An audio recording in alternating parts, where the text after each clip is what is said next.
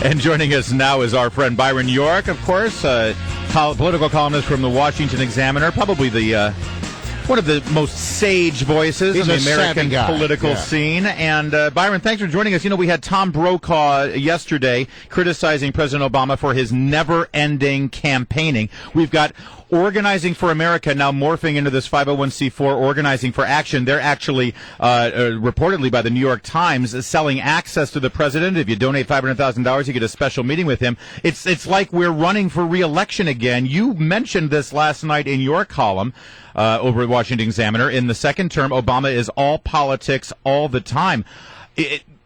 Really, I mean, haven't we had enough of this? Can he get down to actually governing, or is this all he knows how to do? Remember in the last campaign, Mitch McConnell, Senate Minority Leader, had said that his number one priority was to make Barack Obama a one-term president. And Democrats were offended by this. They were deeply offended by this. They accused McConnell of having said it right when Obama became president, which is not true. He actually said it in October 2010. But the bigger question was, well, this just shows that he has bad faith. McConnell has bad faith. He's just interested in obstructionism. Well, now you have President Obama apparently betting it all on 2014.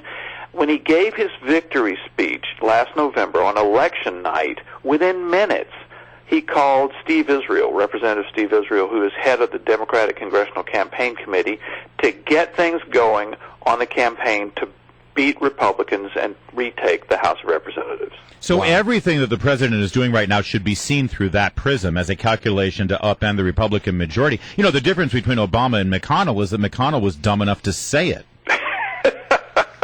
Well, and you're right. Yesterday, as a matter of fact, Jay Carney, the White House spokesman, kind of backed off this.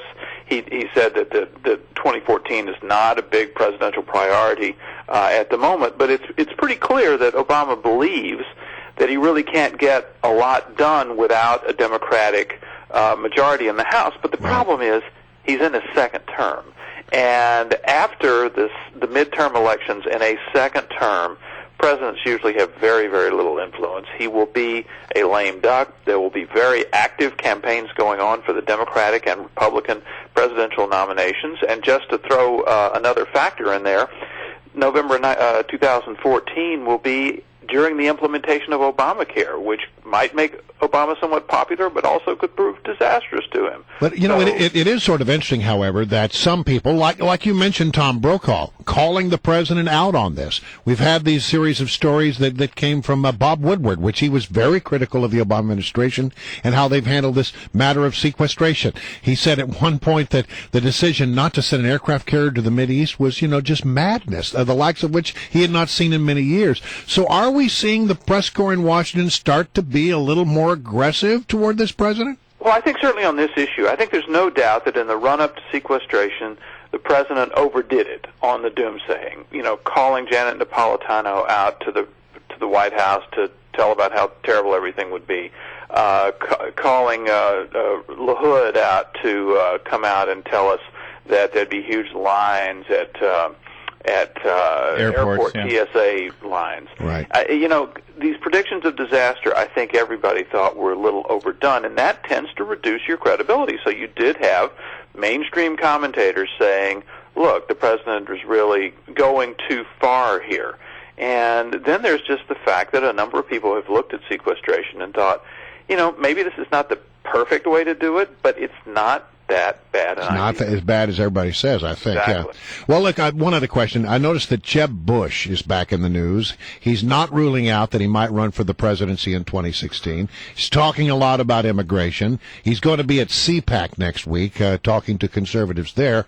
What's up with Jeb Bush? I think this is huge news today about Jeb Bush and specifically about immigration. Bush, longtime supporter of comprehensive immigration reform and a path to citizenship for the 11 million immigrants here illegally at the moment, has a new book out today in which he says no citizenship. For those who came here illegally as adults, no citizenship. The only way they could ever get American citizenship would be if they returned to their country and then applied to come to the United States through regular channels. It appears that Bush has taken a much harder line than he took just a year ago.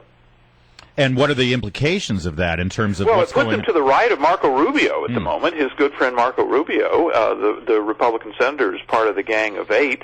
It could have effects. First of all, it's going to have effects on the immigration debate going on inside the Republican Party. A lot of Republicans don't like the Gang of Eight proposal. Maybe they'll like Jeb Bush's proposal more. Second, it has something to do with 2016 politics, because in his publicity interviews for this book, Bush is refusing to rule out a run. Most Republican insiders just thought it was kind of an impossibility that you would have a Jeb Bush candidacy and a Marco Rubio candidacy in 2016. I thought that was unlikely. It's not impossible, and certainly this book sets them on puts them in different places on immigration. He's certainly sending the smoke signals that he's interested. Absolutely. There's no doubt about it. I mean, he's coming out, he's talking about the sequester, he's criticizing President Obama, he's staking out a new position on immigration that is more conservative than the one he used to have. So I think all those are signs that this is a man who is thinking seriously about running for president. All right, Byron, we got to wrap it up, but really quickly, we've had Jonathan Alter come out, we've had Bob Woodward, of course, Lanny Davis. You've been around town for a while.